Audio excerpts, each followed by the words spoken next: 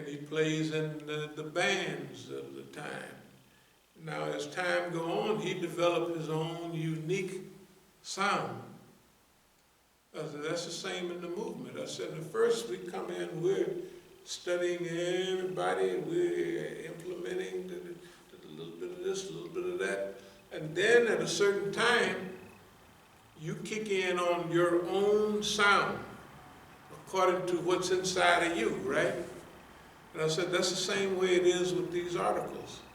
I said, the longer you go along in these articles, the more they get to be, because the first articles I might have written years ago on management and on organization. And those come from the regular management and organization with a little bit of our own stuff. You know, it's not copied, but it's like you study it and you study it, and then now you present that. But as you go along, when you get into strategy, and then the next article is strategic management under conditions, an addition here, of repression. Now we're doing strategic management, which would be good with all strategic management is basically the same. But now this is strategic management under repression. So he was, so when it was my turn for the experts on leadership and management to teach me, and I remember we're up on the second floor and they have a blackboard, they have and we just don't have, and so he's talking to me and the brother is translating. The guy starts with Maslow's pyramid of hierarchy of needs. yeah, hierarchy of needs. He said that guy knows, he was telling me, he says, he already knows that stuff. He knows this. I said, he says, and then he got into something else. He said, the guy already been he's wrote articles on that stuff. Because they were saying, we want our experts and you to get together. So they call it themselves squeezing the brain, This is a foreign ministry. Because see, they didn't allow any of my old friends, because brothers would call me, I had a number, and they said, well, where you at, man? We could come see you, and we ought to, and then they would, he said, these guys can't stop you from, they didn't want us to mix with any of the brothers from here that's been here a long time. I mean, it's been back home a long time. They, not only they didn't want to, but they didn't, technically they didn't allow it too much. So I see what's going on, it's no problem. It's every time I come, now they have a big meetings downtown and I get to go in for a minute, but y'all zip me out and zip me back to the place. And for a while, it would be almost the same place. Because one time, the guy that makes all this leader, the big TV program stuff, they was taking me out to a place. And I didn't know where they was taking me. So he went one stop past a place that I went to all the time. So he went and he turned off and there's a dead end and went into, and he come out. I said, maybe y'all are trying to find, so I said, go back up to the street. I said, turn up and go up the hill. They went up the hill, and up the hill, way up at the top. I said, when you get to the top of this hill, you're going to see an old 48 Chevrolet, with 4 doors and another old American car that runs, When we got up there, that's what was there.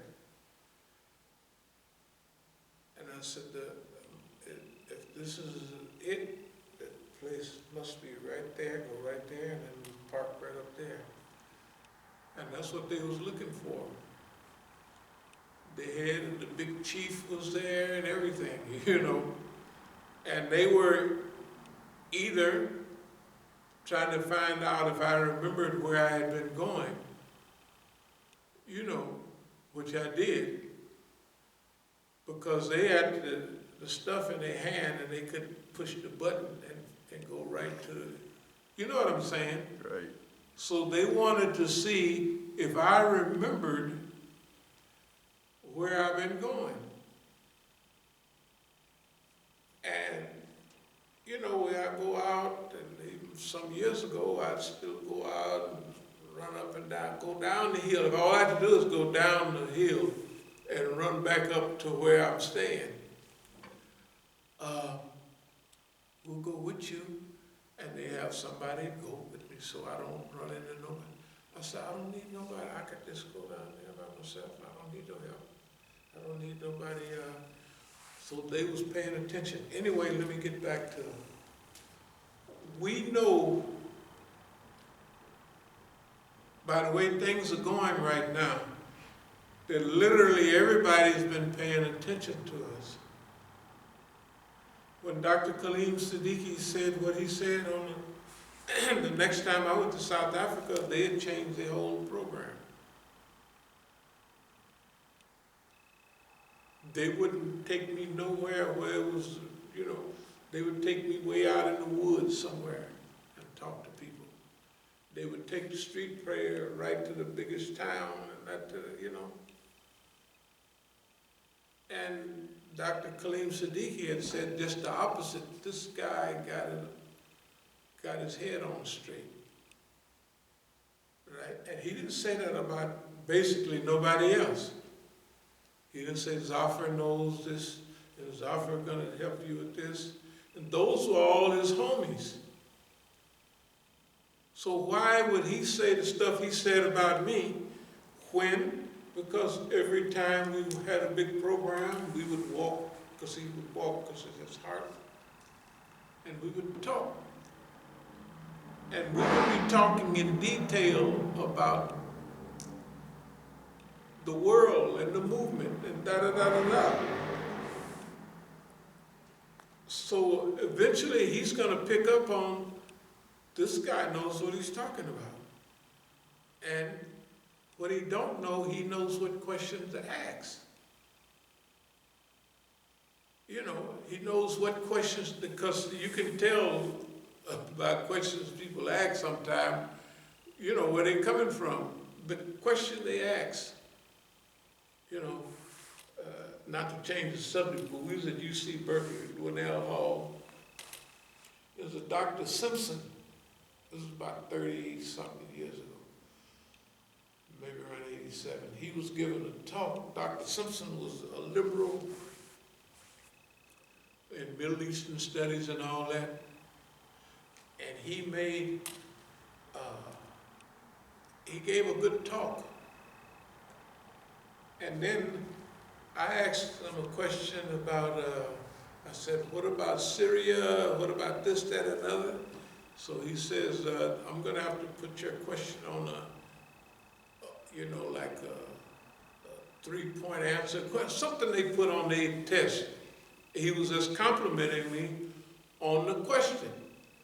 The munafiq sitting next to me was saying, the Iranians told you that, you know. And I was looking at them like they were stupid, because they had such a low estimation of our ability. You see what I mean? That they didn't think I had enough intelligence to ask that 3-part question of one of their big scholars out there, but it was just a normal question. Okay, the point is this. Sailing against the wind means that may be our destiny, to sail against the wind, to not go with the program, to not go with the flow, to not get in the stream and just float down to the ocean and join into the great ocean. It might be to swim upstream, because everybody else seems to be swimming downstream. Everybody else is being manipulated and controlled, either by Isna, Ikna, or somebody. Everybody in our group, and they tried to control Imam Muhammad too. Yeah, all these other guys, these other movements, they could tell that, hey, we're getting bigger and we're getting better organized. And now it looks like we have more people than them. And we definitely have more money. And we have a structure and we have this. And he is, they do their research, he's basically by himself. Because he done said on several occasions, if you think these guys is with me, he was talking about all the imams on the roster. I know he said it twice. He said, they not with me, they with themselves, right? He said it in '85 and he said it somewhere in the 90s. Yeah, he said, they not with me. That mean all the famous imams are supposed to be with him. He said, they not with me, they for themselves. Okay. So, the people would think that we are not qualified. So we have to use that as a benefit, right? So to be underestimated is great. You got a free ride. They underestimated, you could walk on a thread, turn flips, do anything you want because they underestimate you. Number one is a Negro. Number two, we're going to catch him with a cutie pie, we're going to catch him with this, and they all worked on that all together, all of them. From South Africa, right? From Iran, I'm talking about the funny acting people. From Sri Lanka to everywhere and to here.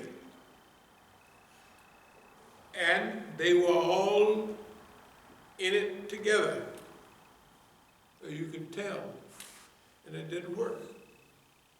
So, what does that tell us? Re-Africanization of Islamic movement is our job in the USA. De-Israelization of Islamic movement in North America. Again, our job. Battle space awareness. Battle space awareness is an awareness and an understanding of the battle space or military theater of operations, including air, information, land, sea, and space, to an extent that allows the commander to maintain control of the terrain and maximize benefits.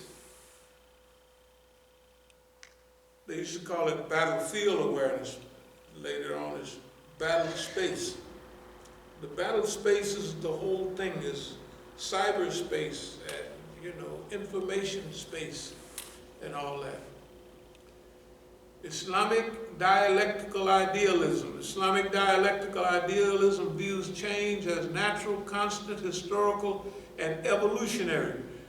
Real revolution emerges from and should be guided by idealism, that is, imagination and possibility believing, like possibility.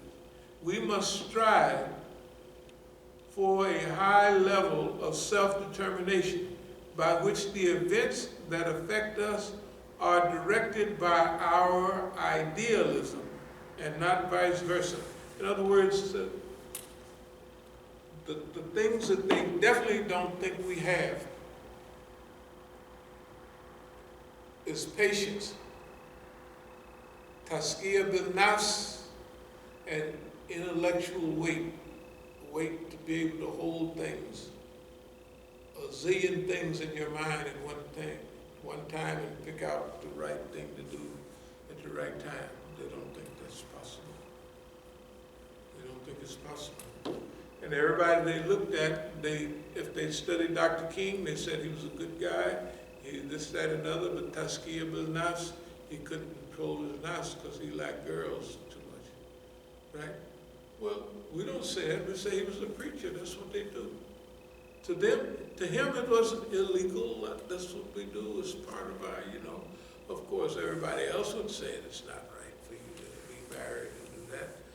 But for a preacher, a Negro preacher, right? Anyway, now, if you look at Al-Hajj Malik Shabazz, that it says the best of you in the deen will be those who are best in the dunya when they learn religion, okay? So if Malcolm was such and such in Jahiliyyah, and then he evolved into who he was, what about somebody that was already evolved the same way, except they were on, it says the best of you in the dunya, right? When you learn religion, you're going to be superior in that too. And I would tell people little things. What was those things we were doing on Malcolm years ago? Beyond Malcolm. Beyond Malcolm. The people would look at me. Who are you to talk like that? What's wrong with you? People out would get on stage and say, it's almost sacrilege. And I would look at them like they was crazy. You wouldn't say that about Booker T. Washington and Talented Tent, right? They were 50 years before. You have to go, you got to evolve beyond them. Because it's a new world we're living in. They don't believe that, and that's why they're trying to keep our minds back frozen. 50 years ago, fighting for civil rights, right? And they do it right in front of everybody, and guess what? 98% of the people is going right with them. But we're not going with them. We're not going with them. They're doing it on purpose. They sure are. And it's working. Yeah. Okay, that means, see, we have a special mission here. And now we're gonna, like sometimes if you're going on a long journey, if you're swimming long distance, you have to know how to tread water well. Right, if you're gonna swim the English Channel or something like that, you don't just be swimming. Sometimes you stop and tread water and look around and get a little drink from the guy in the boat that's taking you, right? You have to replenish and look around. That's the same thing we do. This is we are thankful to Allah for what's called longevity. And protraction, a protracted struggle, that stuff is very crucial for the movement. Let me speed up right quick. Okay.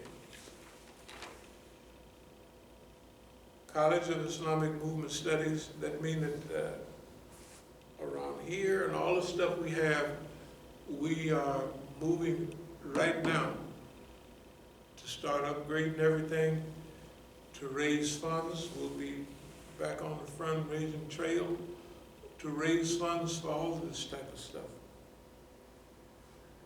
Department of Strategic and Islamic Studies, this department will focus on analysis of world events and situations affecting Muslims. Forecasting based on historical trends and current environmental circumstances. This one is from years ago. Forecasting based on historical trends and current environmental circumstances. Okay, how accurate have we been in the last 30 or 40 years? Strategic planning based on what should be done to make the world a better world. Multicultural development and replacement. Okay, so that our kids would put out, that develop in arts, culture, and everything else. And the Muslims would do to America what the Negro has done. So that means if we pull this off right, the Muslims could bring out arts, music, and everything else, and people would follow that. You see what I mean? Just like they follow Negroes now. All American art is 98% Negroid. Or if it's not, it will be, the white folks will be cool 50 years behind us. Like when we was kids, there was some cool breeze in every neighborhood. Now, the last 30, 40 years, white folks been, it's cool. Hey, dude, right?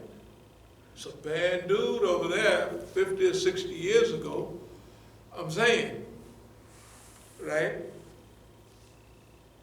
We can, and what we're seeing is, what we have been seeing, is our so-called leaders and speakers, they don't focus on none of that. Just get in the back seat, get your green book out and go where they take you. Right? That's all they do. And we're not putting up with it.